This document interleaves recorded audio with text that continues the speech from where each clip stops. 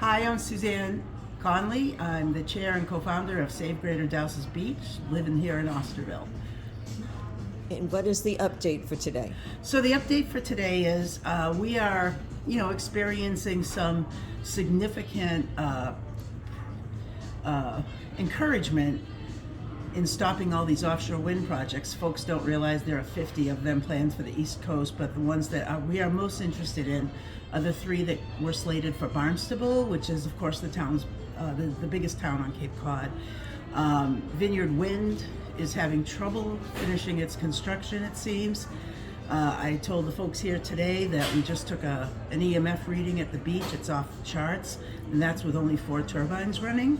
What are the out numbers? Of 62 planned turbines. So the reading we took today was 129 milligauss, which is very, very high. What should it be?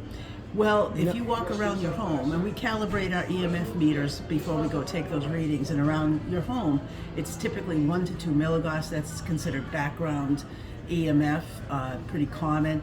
If you run your hair dryer, it might go up temporarily, but the difference here is that this would be a constant emission of electromagnetic field.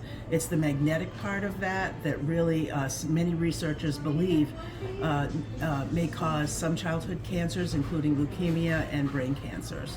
And these cables are going to be under Dowsers Beach? So the 2 cables under Koval's Beach are the ones that are already put in. There would be 7 if Avangrid has their way, and we're working very, very hard to stop the other 5 cables from being installed, 2 at Craigville and 3 at beautiful Dowsers Beach. Dowsers Beach, if you haven't seen it, you can go there in the wintertime and not be harassed if you're not a resident, but it's just this beautiful estuarine environment, very, very rare, right on Nantucket Sound. Craigville Beach is a great, big, famous public beach. It's gorgeous as well, and they want to take 2 of these 400 megawatt cables to put them there. And the plan would be to run about 20 miles of extra high voltage duct bank through the town of Barnstable to 3 extra high voltage managing substations right on top of the sole source aquifer, which we believe is dangerous and harmful to human health and safety. So what is the governor's plan now that she's getting pushback on these wind farms? Well, we've noticed a change of tone. When she dropped her new energy bill, there wasn't a lot of talk about offshore wind, but she is proposing to authorize utility companies to float what are called rate reduction bonds, which securitize their investments in transmission and generation of electricity. What that allows them to do is to finance these projects, and of course we all know who will pay for that deep into the future, and that's the ratepayers of Massachusetts.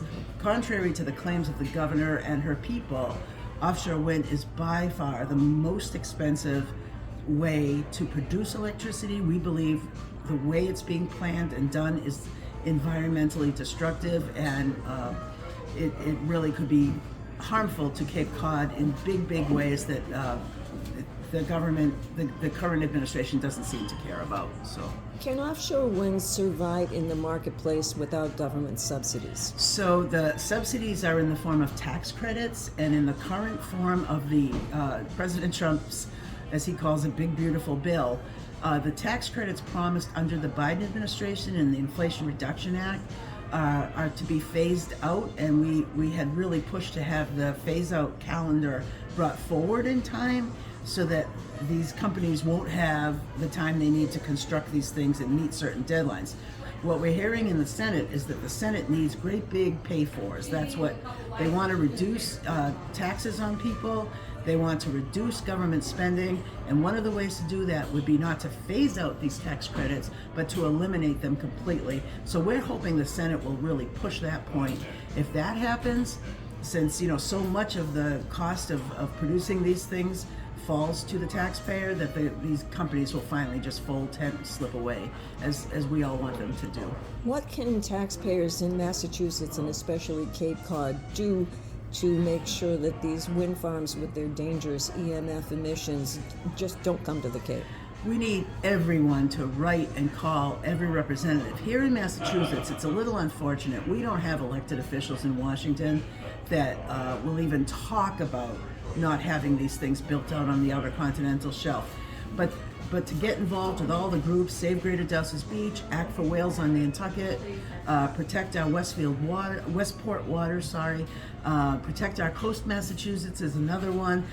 We've joined forces with all these groups. Save Greater Dowsers Beach and a whole number of these groups wrote a very, very powerful letter to Secretary Burgum asking him to pull the plug on these. The way they were cited and permitted at the federal level broke so many federal laws, including coastal zone management laws, including Endangered Species Act laws,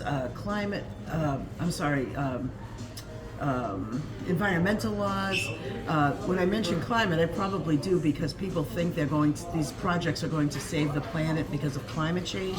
Even under Biden, the Bureau of Ocean Energy Management made a very clear statement that all of these projects cumulatively would have no mitigating effect on climate change whatsoever. They're being built because there's a lot of money, big money behind them.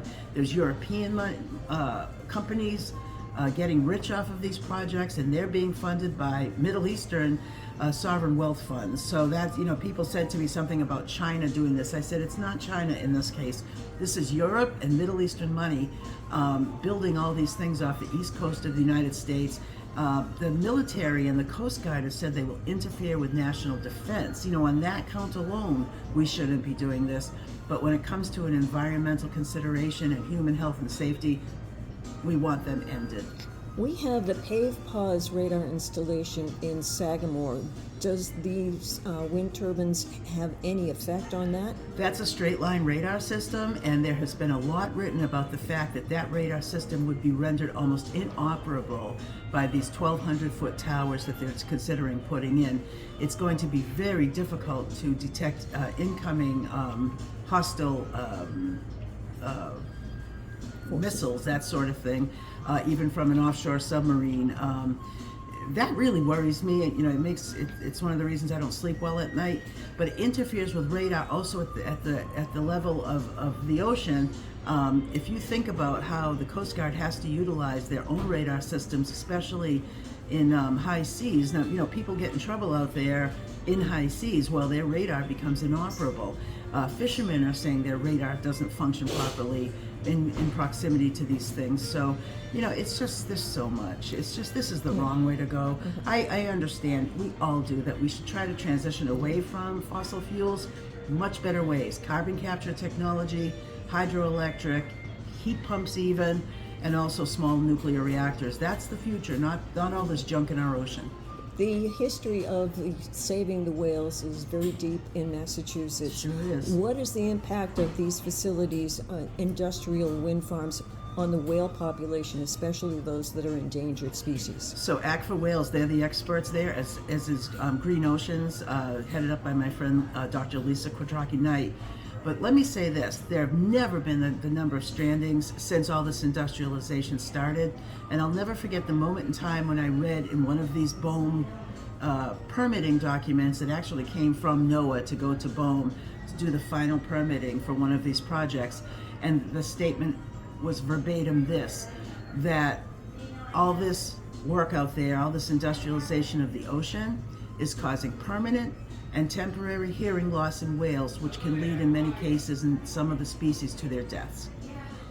Well, thank you so much, Susan Conley from Save Greater Dowsers Beach. Dowsers Beach, that's right. And could you please say the name of the website or Facebook page where people can reach you? Sure. Our Facebook page is Save Greater Dowsers Beach. Our email address is saveourbeach22@gmail.com. We started in 2022. We've been at it for 3 years, and we've been giving them as much of a fight as we can.